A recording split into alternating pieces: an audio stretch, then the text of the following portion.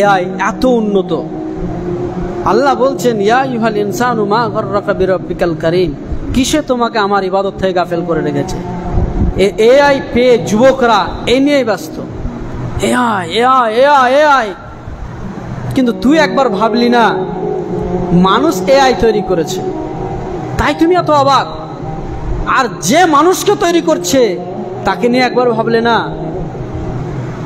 আমার হাত, আমার ব্রেন, আমার চিন্তা ভাবনা এআই তৈরি করেছে, তাই মানুষ দেখে অবাক হচ্ছে। তাহলে যে এই ব্রেনটাকে তৈরি করেছে, এই ব্রেনটাকে যিনি বসিয়েছেন মাথায়, যে রব, তাকে একবার খুঁজলেন না। ইয়া আইয়ুহাল ইনসানু মা গাররাকা বিরাব্বিকাল কারীম, কে তোমাকে ধোকায় ফেলে দিল আল্লাহর ইবাদত থেকে। এই হাত যেখানে বসানো প্রয়োজন আল্লাহ রাব্বুল আলামিন ঠিক বসিয়ে দিলেন, যেখানে চোখ বসানোর প্রয়োজন বসিয়ে দিলেন। এআই দেখে এত অবাক হলে মানুষ সৃষ্টি দেখে অবাক হলে না। মানুষের চেহারা, কোনো মানুষের চেহারার মিল আছে বলেন?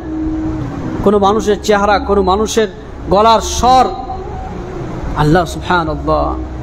তারপরে আরো অনেক কিছু ইত্যাদি ইত্যাদি।